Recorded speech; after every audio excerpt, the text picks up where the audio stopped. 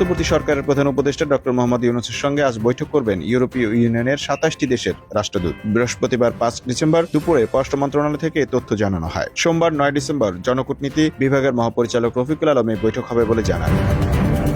তিনি বলেন, ৯ ডিসেম্বর ইউরোপীয় ইউনিয়নের ২৭টি এবং আরও একটি দেশের রাষ্ট্রদূত সহ ২৮ জনের সঙ্গে প্রধান উপদেষ্টা ডক্টর মোহাম্মদ ইউনূসের বৈঠক অনুষ্ঠিত হবে। রফিকুল আলম বলেন, আলোচনায় জলবায়ু পরিবর্তন চ্যালেঞ্জ, রোহিঙ্গা ইস্যু প্রাধান্য পাবে। এছাড়া বাংলাদেশ ও যুক্তরাজ্যের সম্পর্ক নিয়ে খোলামেলা আলোচনা হবে।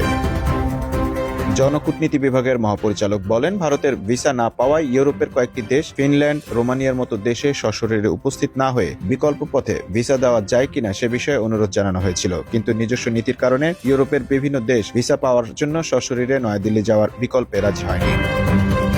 রফিকুল আলম বলেন, ৯ ডিসেম্বর বাংলাদেশ ভারত পররাষ্ট্র সচিব পর্যায়ের বৈঠক হবে। দিল্লিতে অবস্থান করে শেখ হাসিনা যেন উস্কানিমূলক বক্তব্য দেয়া থেকে বিরত থাকে। ভারতে এই বিষয়টি নিশ্চিতে আহ্বান জানালেও এর কোনো উত্তর দেয়নি দেশটি।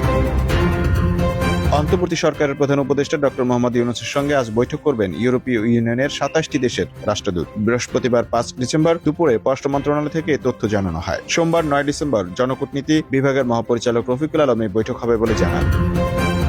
তিনি বলেন, ৯ ডিসেম্বর ইউরোপীয় ইউনিয়নের ২৭টি এবং আরও একটি দেশের রাষ্ট্রদূত সহ ২৮ জনের সঙ্গে প্রধান উপদেষ্টা ডক্টর মোহাম্মদ ইউনূসের বৈঠক অনুষ্ঠিত হবে। রফিকুল আলম বলেন, আলোচনায় জলবায়ু পরিবর্তন চ্যালেঞ্জ, রোহিঙ্গা ইস্যু প্রাধান্য পাবে। এছাড়া বাংলাদেশ ও যুক্তরাজ্যের সম্পর্ক নিয়ে খোলামেলা আলোচনা হবে।